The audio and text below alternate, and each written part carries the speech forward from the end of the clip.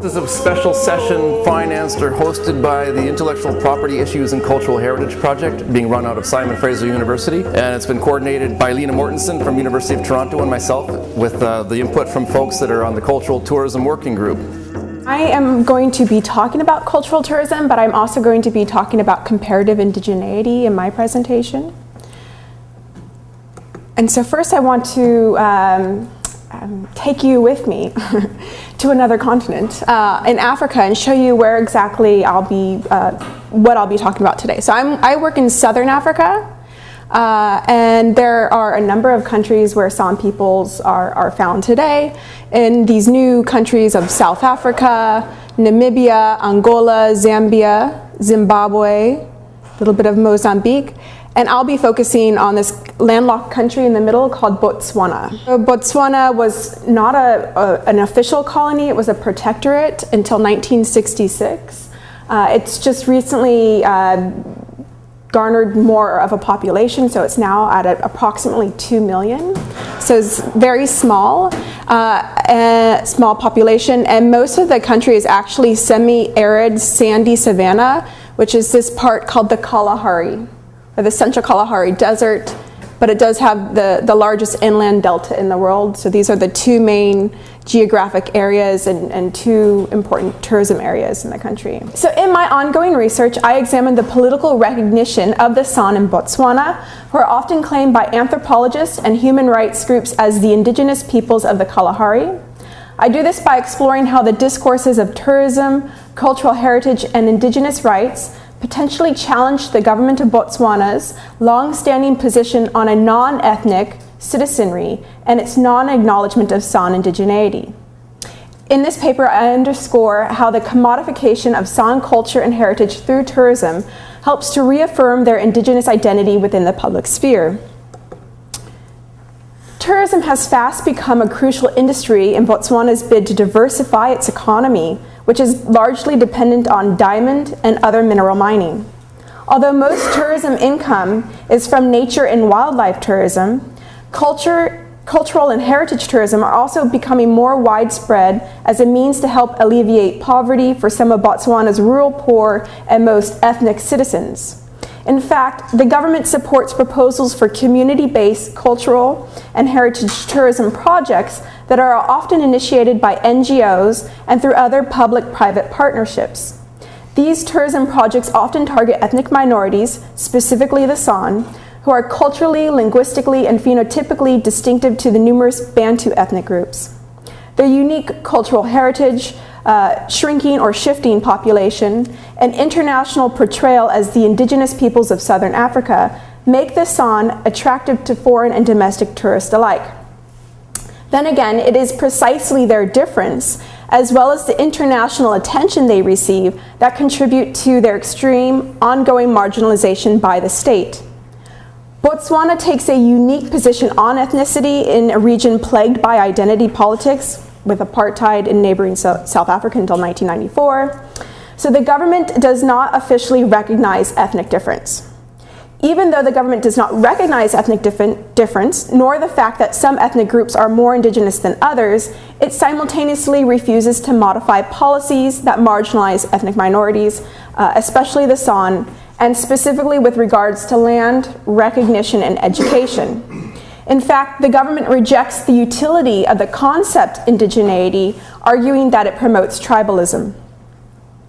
Throughout the continent of Africa, transnational conceptions of indigeneity do not necessarily translate well in a post-colonial context, as nascent nation-states establish and maintain their citizenries. One reason is that the movement for indigenous rights has been expressed most powerfully in settler colonial context, such as the Americas and Oceania, where more generally an indigenous identity is framed in opposition to that of a settler.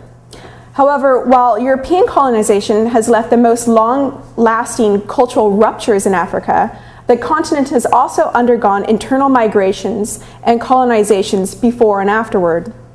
Much of the ongoing political rhetoric reflects the racial legacy of European colonization. Even the notion of African ethnicities is argued to be a part of European colonizing efforts. In Southern Africa, racial politics overshadowed ethnic politics due to South Africa's apartheid regime in the 20th century, along with the country's direct control and influence over its neighbors. At Botswana's independence in 1966, the new government chose to officially overlook race, ethnicity, and indigeneity in order to avoid the ills of racism and tribalism. Botswana's unique historical stance on its identity politics and the challenges of globalization, such as through tourism and traveling ideologies of indigeneity and of human rights, provide a unique situation to explore. Yet the cultural tourism industry reproduces difference through the marketing and commodification of unique cultural experiences. Because San cultural tourism is a means of economic empowerment and international visibility for the San, and due to Botswana's increasing reliance on tourism development, it has the potential to become a political tool in Botswana, especially surrounding the contentious issue of indigeneity. These circumstances, therefore, are important to analyze because while the government supports local tourism as sustainable development opportunities, tourism potentially empowers the most marginalized ethnic group, both economically and politically, and at the same time helps to reshape the country's dialogue of recognition. Cultural tourism is a venue in which the San can re-articulate an indigenous identity nationally, and in part due to the nature of the international tourism industry, can solidify their participation in a global indigenism movement. So who are the San? They are widely considered to be the first peoples of Southern Africa, culturally, archaeologically, linguistically, genetically. Additional equally important factors to the San being declared indigenous are their traditional livelihoods, which is primarily foraging, though some are also traditionally herders, and through their socio-political status as being marginalized by every state they're found in today, these new nation states. Research done by anthropologists on San subsistence and follow-up work on the subsequent domination of the San by pastoralists and the state have further supported claims to San indigeneity.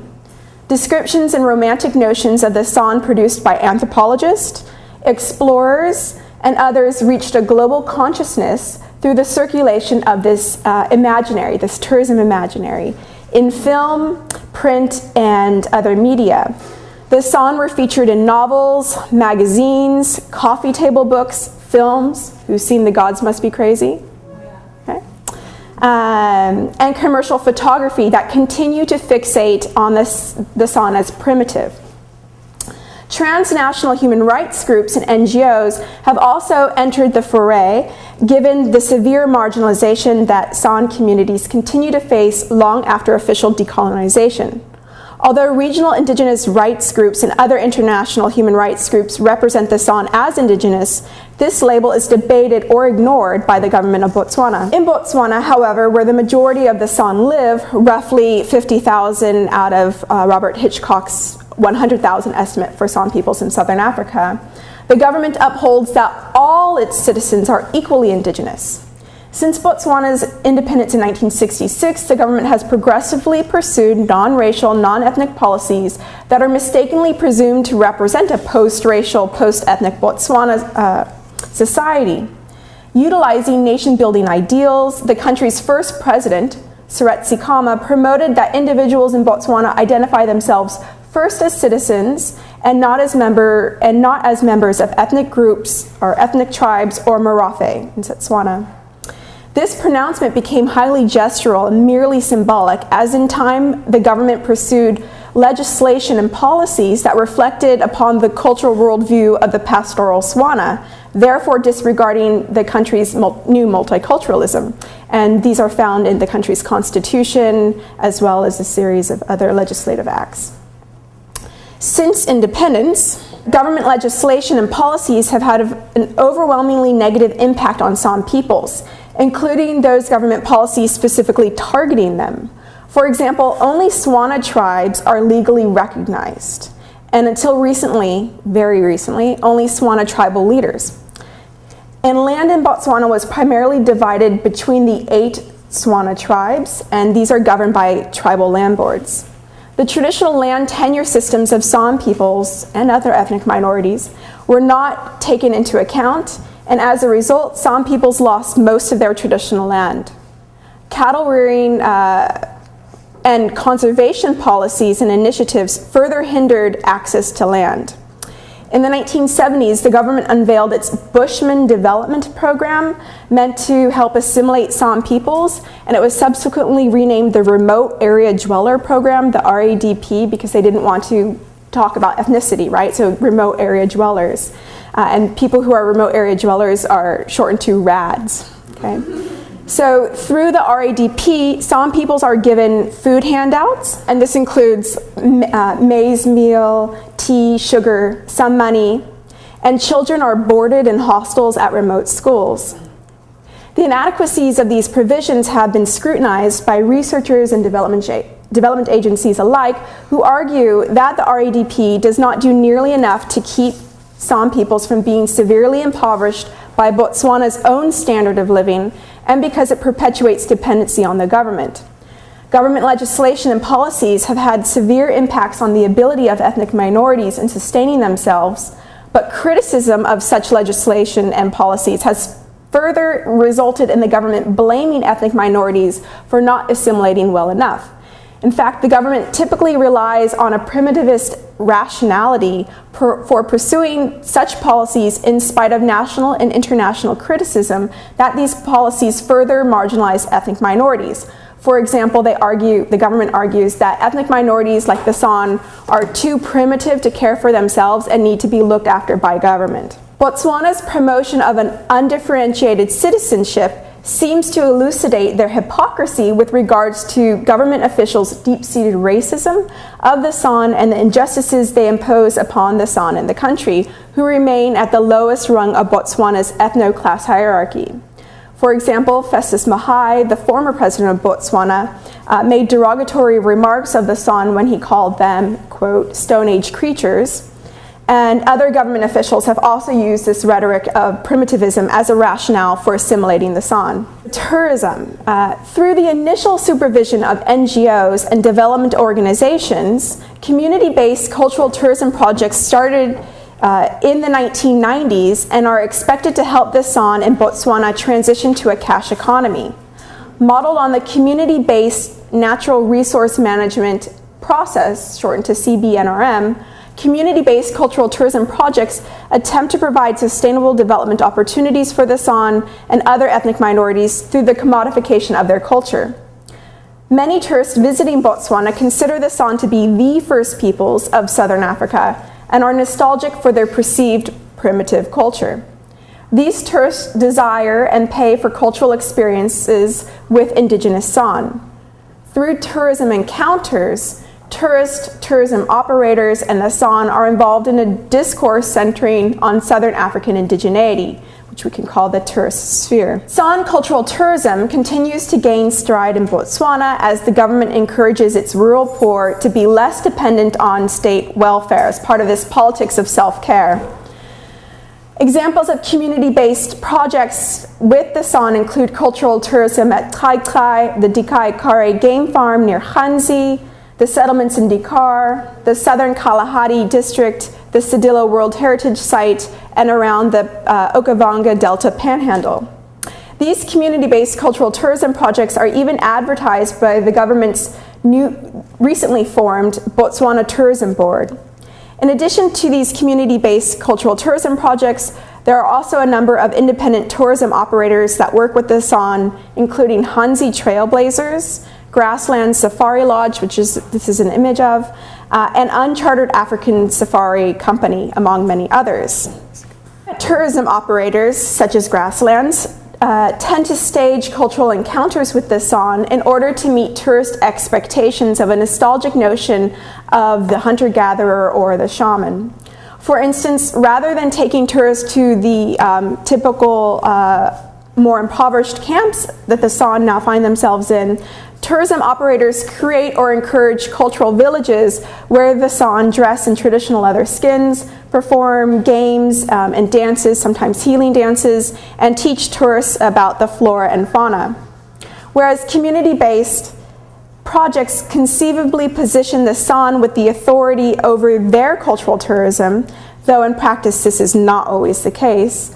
When the private sector is involved, there is perhaps a greater chance the San will be exploited. Tourism is so important in Botswana that the antagonistic human rights group Survival International has, over the past 12 years, called for boycotts of Botswana's tourism industry, as well as the diamond industry.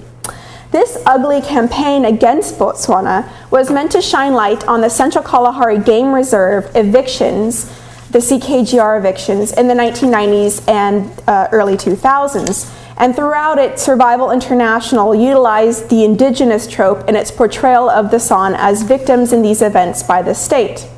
For example of this debate in the public sphere, in an opinion piece in the Imegi newspaper, which is a national newspaper, a journalist writes, quote, "The dismissive and often insulting manner in which our governments regard the demands of the Bushmen for recognition, respect, and assistance as indigenous peoples with inalienable rights to their ancestral lands and ways of life has been unfortunate over the years." So this is one of those early times when the language of indigeneity is now filtering into national discussion taking place in news articles, but also in discussion boards. So these public venues are also helping to shift the frame of the debate on the meaning of the term from its policy interpretation back to a cultural interpretation. More and more discussion of Botswana's multi-ethnic population supersedes the cultural hegemony that the government pursued for the past 45 years. So back to indigeneity. Transnational politics of indigeneity disrupt the government's intention of undifferentiated citizenship by explicitly defining global indigeneity, to which the San are included. Indigeneity is typically debated as either a cultural or legal definition. Furthermore, minority ethnic groups in the country, especially the San, remain at the bottom of Botswana's ethnic and class hierarchies and are not given equal rights as other citizens. While the government of Botswana chooses not to acknowledge the San as the indigenous peoples of the country or of the region, other institutions, actors, and venues, such as international human rights groups, tour operators, and local media, with the example I just gave you, are proving to be the right outlets for substantiating these indigeneity claims. One very problematic policy clash between the government and regional and international agencies has to do with the indigeneity marker as applied in Botswana. In eschewing ethnic partiality, the government claims that all its citizens are indigenous, specifically the descendants of those in Botswana before the protectorate era. However, regional and international agencies often point to the San as being more indigenous, not only of Botswana, but all of southern Africa. So indeed, the concept of indigenous can be applied with socio-legal connotations or used with socio-political and cultural concept.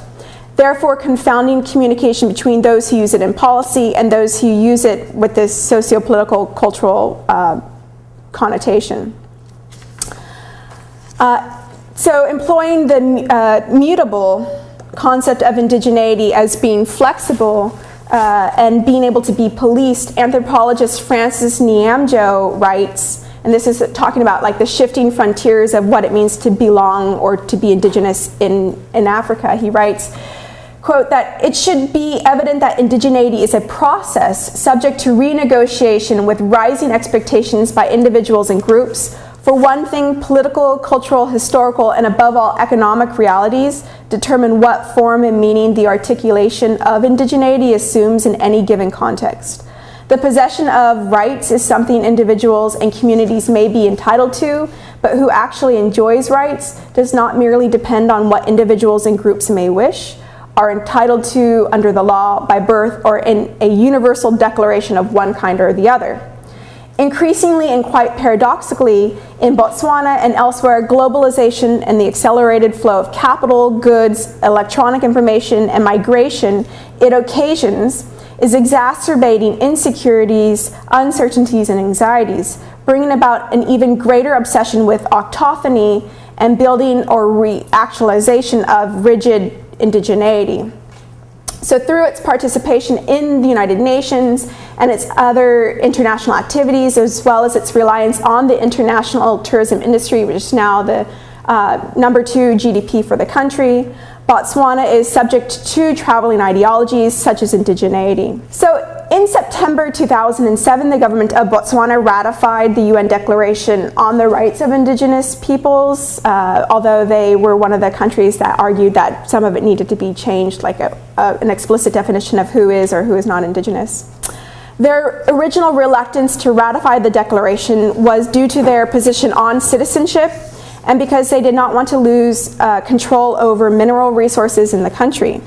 Even though the government of Botswana ratified the declaration, this act has had little effect on the government's treatment of the San.